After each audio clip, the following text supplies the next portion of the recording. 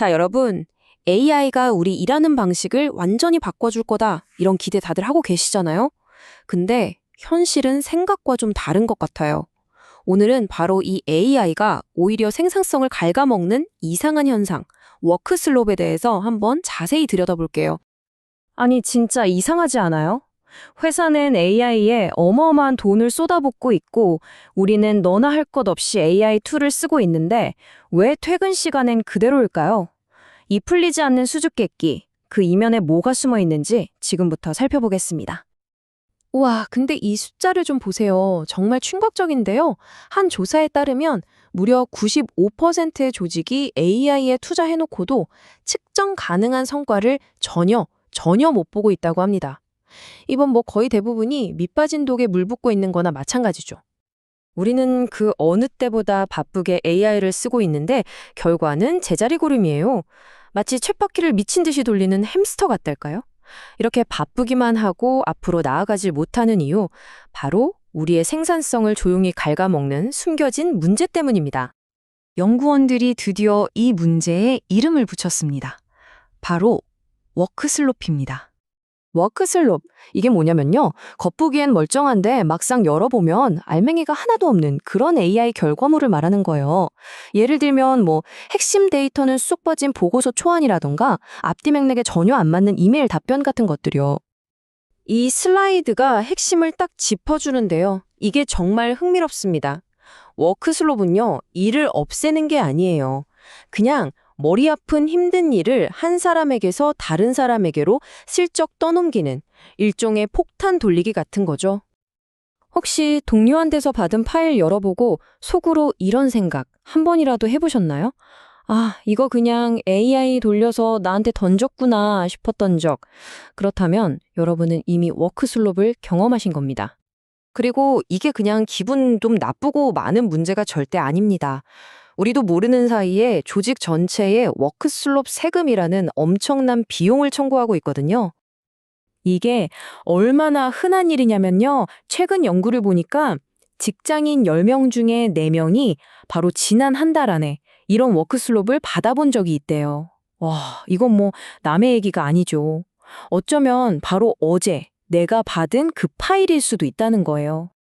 그리고 더 기가 막힌 건 이런 워크슬롭 하나를 처리하는데 낭비되는 시간이 평균 1시간 56분, 거의 2시간에 달한다는 겁니다. 고작 그거 하나 고치느라 2시간을 그냥 날려버리는 거예요. 이걸 돈으로 한번 따져볼까요? 직원 10,000명짜리 회사라고 치면요. 이 시간 낭비 때문에 발생하는 연간 생산성 손실액이 자그마치 900만 달러. 우리 돈으로 120억 원이 넘습니다. 정말 어마어마하죠. 근데 돈만 나가는 게 아닙니다. 이 세금은 우리 감정까지 갉아먹어요. 절반 이상이 짜증을 느끼고요. 혼란스럽고 심지어 불쾌감까지 느낀다고 합니다. 하지만 어쩌면 가장 치명적인 비용은 바로 이 관계의 손실일 겁니다. 워크슬롭을 받은 사람들은 보낸 사람을 덜 신뢰하게 되고 심지어 저 사람이랑은 다시 일하고 싶지 않다는 생각까지 하게 된대요. 팀워크의 기본인 신뢰가 그냥 무너져 내리는 거죠. 자, 그럼 이제 제일 중요한 얘기죠. 이 막대한 손실을 어떻게 막고 AI 투자를 진짜 성과로 바꿀 수 있을까요? 다행히 방법은 있습니다. 이 워키슬롭의 악순환을 끊어낼 수 있는 아주 명확한 3가지 전략이 있거든요. 지금부터 하나씩 알려드릴게요. 첫 번째, 방향을 제대로 잡아주는 겁니다. 그냥 AI 많이 써. 이렇게 막연하게 던지는 게 아니고요. 고객 보고서 초안은 AI로 만들되 최종 데이터 검증과 맞춤 제안은 반드시 사람이 직접 해라. 이런 식으로 구체적인 가이드라인을 줘야 합니다. 자, 2번째 전략은 바로 마인드셋의 전환입니다. 이게 정말 재미있는데요. 이 슬라이드를 보면 AI 사용자를 승객과 파일럿이라는 2가지 유형으로 나눠서 보여주고 있어요. 우리가 만들어야 할 사람은 바로 이 파일럿 같은 사람들입니다. 이들은 AI를 일을 떠넘길 대상, 그러니까 그냥 편한 택시 정도로 생각하는 게 아니에요. 자신의 능력을 극대화하고 최고의 성과를 내도록 돕는 아주 유능한 부조종사로 활용하는 거죠. 마지막 3번째는 협업에 대한 생각을 바꾸는 겁니다.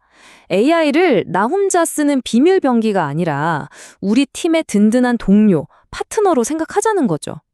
AI의 결과물이 우리 팀 전체의 일을 더 편하게 만들어줘야지 오히려 짐이 되게 해서는 안 되잖아요. 자, 오늘 이야기 한번 정리해 볼까요? 워크슬롭은 우리 조직의 시간과 돈, 감정까지 갉아먹는 아주 심각한 문제입니다. 하지만 해결 불가능한 재앙은 아니에요.